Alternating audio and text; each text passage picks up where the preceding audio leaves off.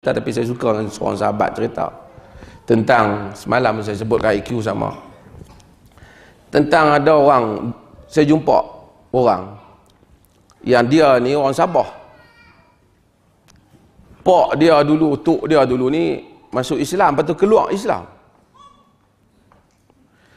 Punca dia keluar Islam sebab dia pergi Mekah. Orang pergi Mekah balik kuat Islam lah. Sebab dia pergi Mekah. Dia baru masuk Islam. Masa masuk Islam, orang terang kat depa Islam ni agama anti berhala, tak sembah batu, tak sembah kayu, semua. Dia terima Islam. Tun Mustafa dulu, dia bagi hadiah siapa masuk Islam bawa pergi Mekah. Tun Mustafa banyak duit lah. Seronok pergi apa? Pergi haji. Dia pergi haji, dia tengok, depa ni duk puja batu pegang cium batu tu, tak kira hak gesek kepala dia batu, tenyih badan melekat macam Spiderman tu, tak kira kan. Kemudian pi Padang Arafah, batu. Pi Muzdalifah, kutip batu. Pi Mina, melontar batu. Ni batu lagi banyak. Kita buang satu batu, mai banyak batu ni. Balik dia keluar Islam.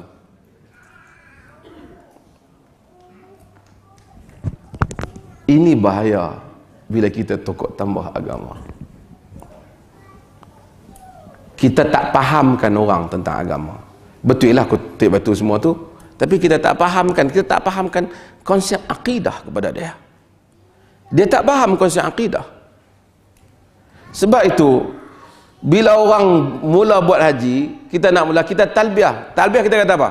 Labbaika la syarika lak. Tidak ada sekutu bagimu. Kita tak sembah selain daripada Allah. Kita tawaf, kita apa, hanya mengikut apa yang Nabi buat sebagai satu prosedur ibadah. Bukan kerana Tuhan duduk dalam Kaabah tu, tak. Macam mana orang tengok buka pintu Kaabah, pakat nak tengok kok ada Tuhan dalam tu.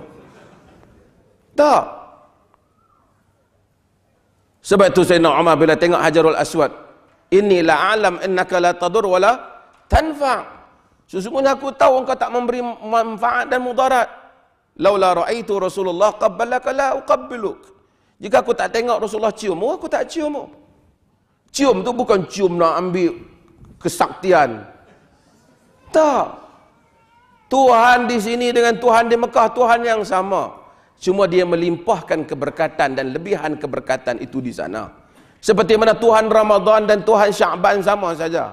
Cuma pada Ramadan dia melimpahkan keberkatan. Kita menadah perasaan di pada bulan Ramadan, menadah keberkatan itu dengan jiwa kita. Kita pergi ke sana, kita menadah keberkatan itu dengan jiwa kita, dengan akidah yang mentauhidkan Allah. Jadi semua yang kita buat itu prosedur, bukan kerana membesarkan benda tu. Sebab itu apabila ada orang kutip batu, Ibnu Abbas, Nabi suruh kutip batu untuk Nabi melontar, dia kutip batu hasa, besar-besar kacang kuda. Nabi kata macam ni, iyyakum wal ghulu fa innama ahlakal ladzina min qablikum al ghulu fid din. Besar ni betul kata Nabi dalam riwayat An-Nasai. Jaga-jaga jangan melampau. Rosaknya orang sebelum daripada kamu kena melampau dalam agama. Orang suruh melontar batu, dia cari melontar besar ni. Dia nak baling, dia kata setan duk tunggu di situ hari itu. Bodoh-bodoh setan pun dia tak tunggulah hari orang nak baling dia. Setan kan kita kan cerdik setan lagi. Berapa banyak kita kena tipu.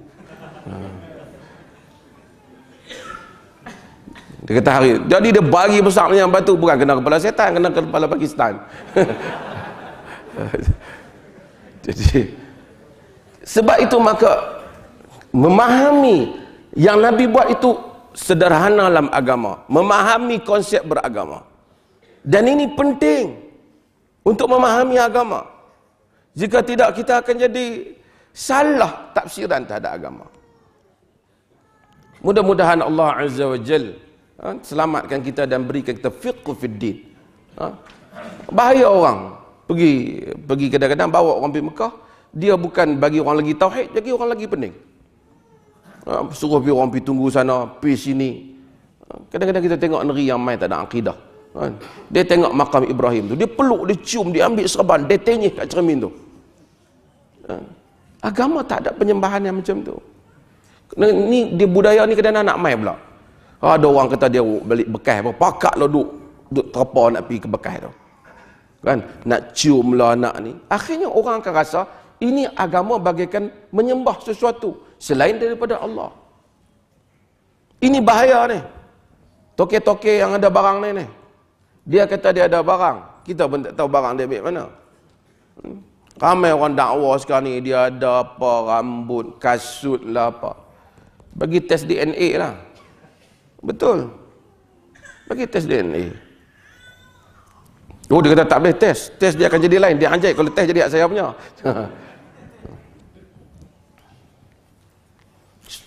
Agama kita ni akhirnya Islam ni dibina atas hujah.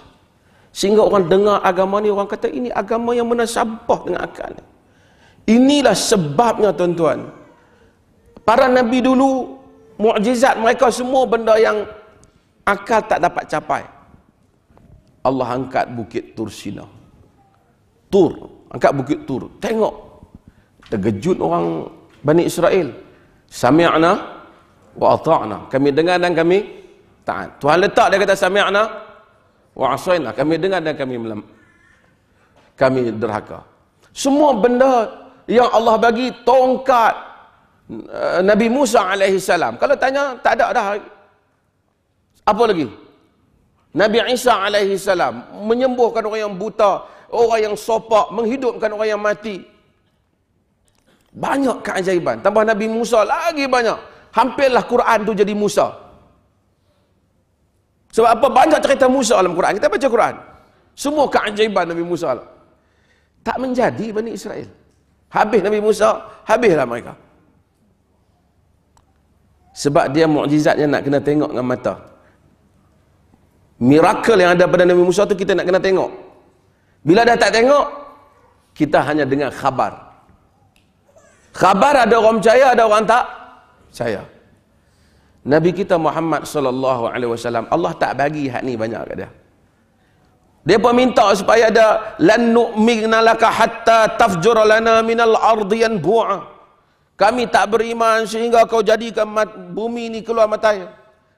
Au takuna laka jannatun min nakhilin wa 'inabin. Ada kebun-kebun kurma, anggur, macam-macam mereka challenge Nabi. Allah tak bagi Nabi buat semua benda tu.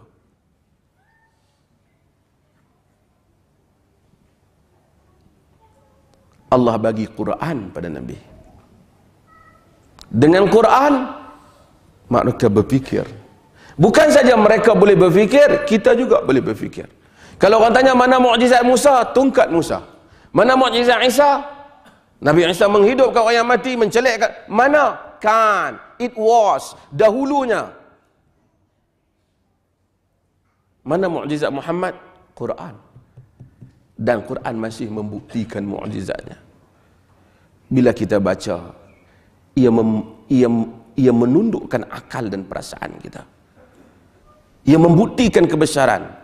Dia mengkhabarkan kepada kita apa yang tidak pernah dijangka oleh kita. Quran. Sebab itu Nabi inilah Nabi akhir zaman.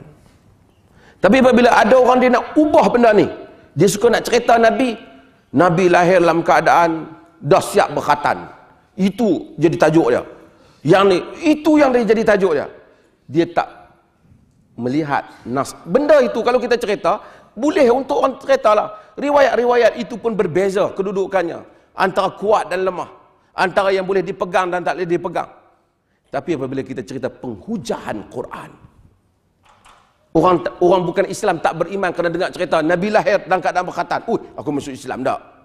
Mereka masuk Islam kerana membaca Al-Quran. Ini manhaj. Ini method yang kita seru dan yang kita ajar orang Malaysia insya-Allah. Qul hadhihi sabili ad'u ila Allah ala basiratin ana wa man ittaba'ani. Katakanlah ini jalanku, aku seru kepada Allah dengan hujah. Aku dan orang-orang yang mengikutku. Orang yang mengikut Nabi dengan basirah, dengan hujah. Bukan dengan cerita-cerita yang tidak ada asas. Hanya untuk seronok. Lepas dengar cerita, Masya Allah. Lepas tu pergi berebut lebay, serban, kain, kasut Tok Syekh. Dah. Agama itu tak boleh survive. Agama yang survive ialah agama hujah. Agama dalil. Sebab itu ni anak-anak muda, adik-adik semua. Kita kena bina agama atas dalil. Dan kita menyiapkan dalil dan hujah untuk ni. Dan ini